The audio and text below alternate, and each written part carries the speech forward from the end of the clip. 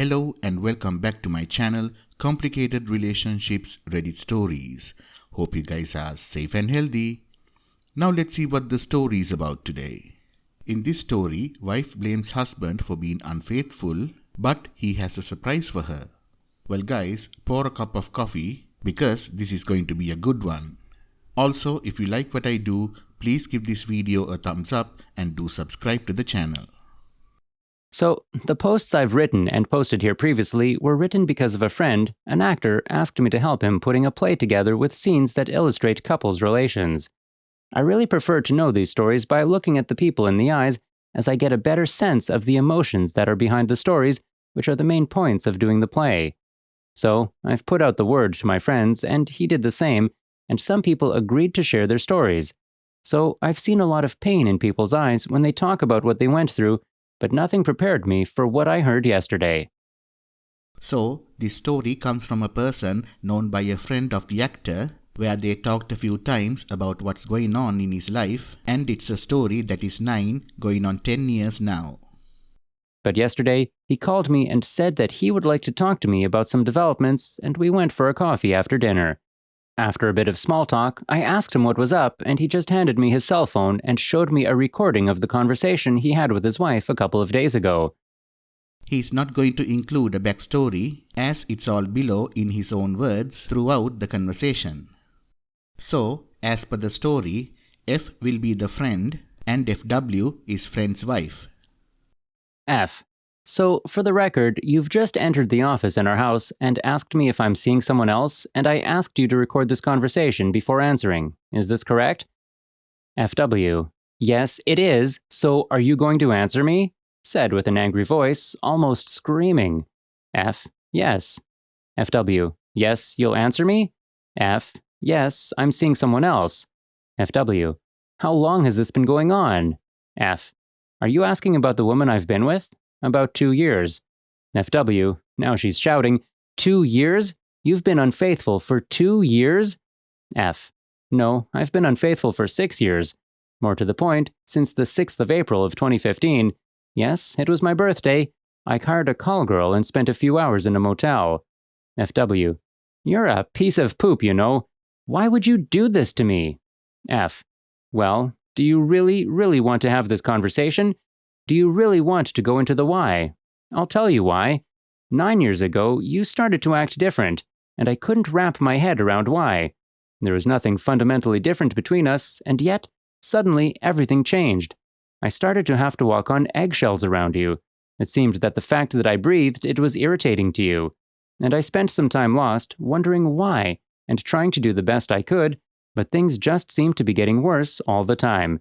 And then our fun time, that was almost inexistent, stopped altogether. Then I found a piece of a rubber wrapper in the car as I was cleaning it, and suddenly the reason became clear. She tries to say something and mumbles, but he stops her there. F.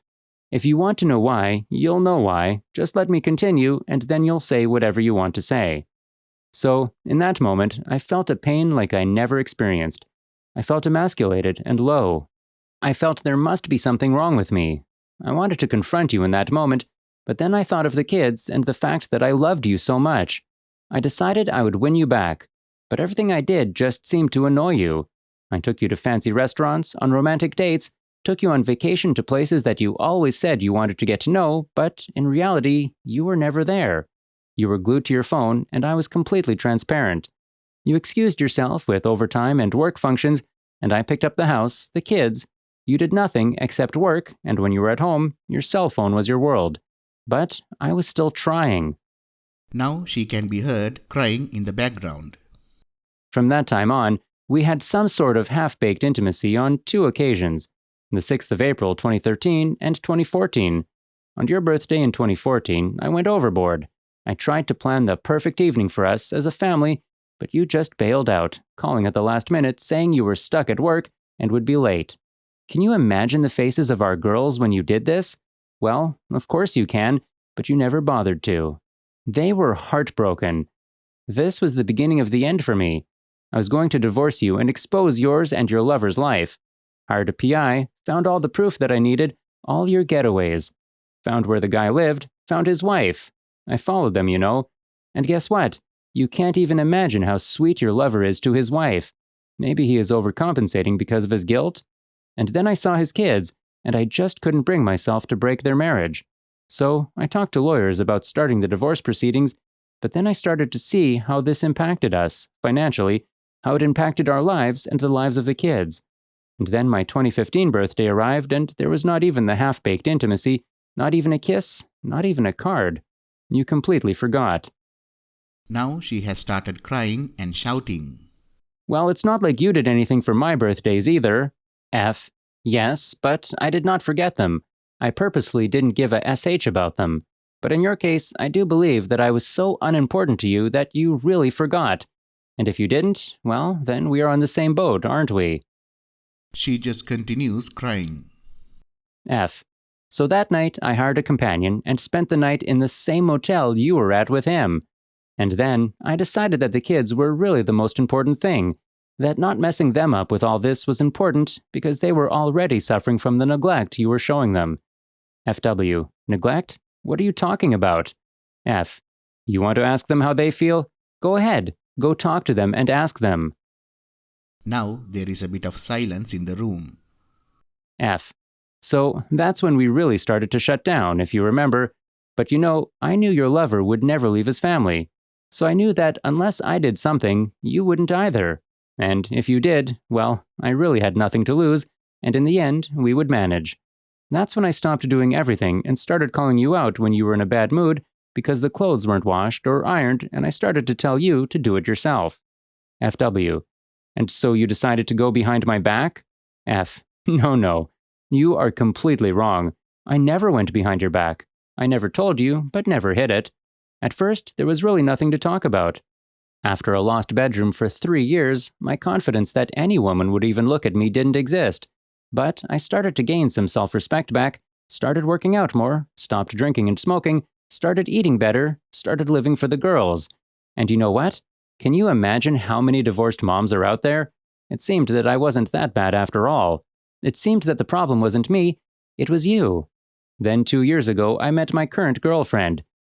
He also said that the kids know his girlfriend from their family events, that the wife did not want to go. The events from his side of the family, but he never took her to the wife's parents' house, even though they all know about my girlfriend.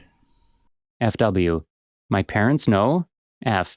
Of course, I told them. I didn't want some rumors to get to them and didn't want misunderstandings. I wanted them to know what was happening in our lives and their grandkids' lives. I asked everybody to keep it a secret because I didn't want to disrupt our lives, didn't want the drama and everything else, and as our marriage was just a piece of paper. FW. Everybody knows all of this? F. Just the kids and our immediate families. That's why I never went back to your parents' house and why I stopped telling you to come to mine. But going back, I never hid it from you. I left Facebook Messenger opened, my mail is logged in on our home computer, my phone doesn't have a password. You just never cared, the same way that I didn't feel obligated to tell you. And after I fell out of love with you, I didn't care either. After all, we didn't even talk. We spent weeks where we didn't say a word to one another. He continued to say that they have become two strangers living under the same roof, nothing more, and that is what they are. She just cries and cries. F. But I knew this conversation would be coming. To be honest, I never expected it would begin with you blaming me of cheating. I think even you can see the insincerity. Remember the phones that I gave you for your birthday through the years? You think I did it because I loved you? No, they all had spy apps on them. I've been reading your conversations for at least 5 years now, so I know where you've been and when. If I want to, I can even know how many times you did it in the backseat of your car or his. And then, without warning, all communication stopped 2 months ago. And I saw how depressed you were around the house, as all of a sudden, your work didn't need you as much as it used to. Wonder why. And then I did some digging and found out about his accident, how he is paraplegic and being taken care of by the wife he was never going to leave, how he can't even move his arms to send you a farewell text. And I saw how you started to be nice to our girls and to me, even though you were depressed. I knew this was coming. Finally, the husband told her how their living arrangement is going to be. If you want a divorce, I've got 9 years of proof of you being unfaithful, and I will take you to the cleaners. If you want to get out of the house but not get divorced, you can, but that is solely your problem, financially speaking. I would advise you to keep things as they are, at least until our younger goes out to college in a couple of years. You can find another boyfriend as long as you are discreet. Even though I know it will be different now, because you are almost 50, and you can always find someone for fun, but I doubt you'll find someone that wants something more meaningful. As for me, my life will go on as it has in the last 9 years. Now, here is the update. So, after that talk, she spent the next 3 days locked in the guest room. When she finally came out, she was a complete mess. She asked my friend if they could talk, to which my friend agreed. They sat down in the living room, and she started by saying how sorry she was of this whole thing. She realized what she has done to the family, how much she regrets it, and she wants to be a family again. He listened to her, and then he said that she was only sorry because she got caught and the affair was over, and now she has no one. He said the way things are now is just consequences of the choices she made, and they are not a family anymore. That ship has sailed, and that in no way, shape or form he saw her as his wife. Then he asked her what she wanted to do. She just sat there for quite a long time, quietly crying, and then she just accepted the situation that she wouldn't be on anyone's way. He told her that was fine, but that she should seek therapy to help her through all this. She suggested couples therapy, but he told her they are not a couple anymore, just two people under the same roof. He said they could be civil and maybe even regain some friendship, so the life in the house could be a bit more pleasant or not. But that was a choice he didn't need an answer for. Her actions would determine how things would work out. He stated to her again that she was free to find someone else as long as she was discreet about it, and that was that. He says that since they had the talk, she has been the perfect roommate. And folks, that is it. Thank you all for listening. Please let us know your thoughts in the comment section. Until I see you tomorrow with another epic story, be good and stay safe.